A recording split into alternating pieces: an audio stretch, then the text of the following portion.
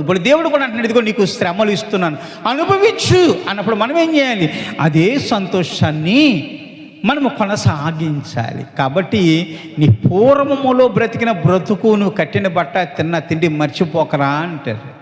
మనం ఎలాగ ఉన్నప్పటికీ కూడా దేవుడు మనతో ఉన్నాడు. మన స్థితిగతులు మారిపోయినా దేవుడు మనతో ఉండటం మానేసాడా? చెప్పండి. డబ్బు ఉన్నప్పుడు దేవుడు మనతో ఉన్నాడు అనుకుందామండి. ఆ డబ్బు బాగా ఇచ్చాడు, సంతోషించాం, దేవుడు నాతో ఉన్నాడు కాబట్టి నేను చాలా సంతోషంగా ఉన్నామని గొంతులేసి స్తుతిగానములు చెల్లించి దేవునికి మహిమ చెల్లిస్తాం. కానీ లేనప్పుడు కూడా అదే గంతులు వేయాలి కదా, అదేవిధంగా స్తుతించాలి కదా. అప్పుడు దేవుడు లేడని దూషిస్తామా? మనం ఏ స్థితిలో ఉన్నప్పటికీ కూడా, ఏ పరిస్థితిలో ఉన్నప్పటికీ కూడా దేవుడు మనతో ఎల్లప్పుడూ సదాకాలం ఉంటాడు.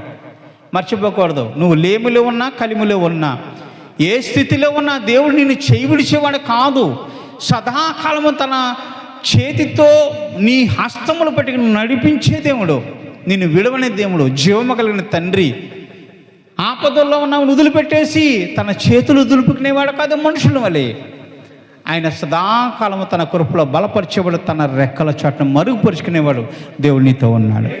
అంజూర పొట్టు చెట్లు లేకపోయినా, ద్రాక్ష చెట్లు లేకపోయినా, ఒలువు చెట్లు లేకపోయినా, చేనులోని పైరు చేతికి రాకపోయినా, సాలలోని పశువు లేకపోయినా, గొర్రెల దొడ్లో గొర్రెలు లేకపోయినా, దేవుడు ఏమి ఇచ్చినా ఏమి ఇవ్వకపోయినా కానీ నేను దేవుని యందు ఆనందిస్తాను. నా రక్షణకర్త అయిన యెహోవా యందు నేను సంతోషిస్తాను. ఎప్పుడు సంతోషిస్తాను. నాకు అన్నీ ఇస్తేనే కానీ నేను దేవుని స్తుతించనని చెప్పటంలే.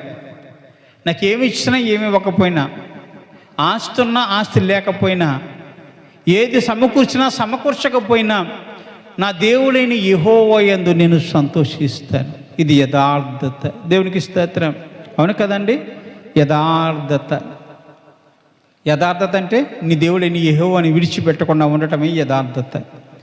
నీ దేవుని మాట వినడమే యథార్థత. నీ దేవుని యందు భయభక్తులు కలిగి ఉండడమే యథార్థత. నీ దేవునికి ప్రార్థించటమే యథార్థత. శ్రమలు అనుభవించడానికి ఇష్టపడటమే యథార్థత.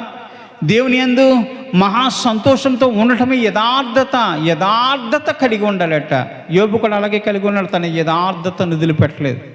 ఎప్పుడు దేవుడు దేవుడు దేవుడు అంటూనే ఉన్నాడు. యేసు ప్రభువారు మరి తండ్రి కుడి పార్శ్వమున కూర్చుంటాడు. ఎక్కడ? పరలోక రాజ్యంలో. దూతల సమూహము అవి స్తుతిగానాలు చేస్తున్నప్పుడు, దేవునికి మహిమలు చెల్లిస్తున్నప్పుడు యేసు ప్రభువారు కూడా మహిమను స్వీకరించారు. రాజాది రాజు, గొప్పవాడు, మహిమగల తండ్రి అని పొగిడారు. ఆయనను చూసి గణపరిచారు.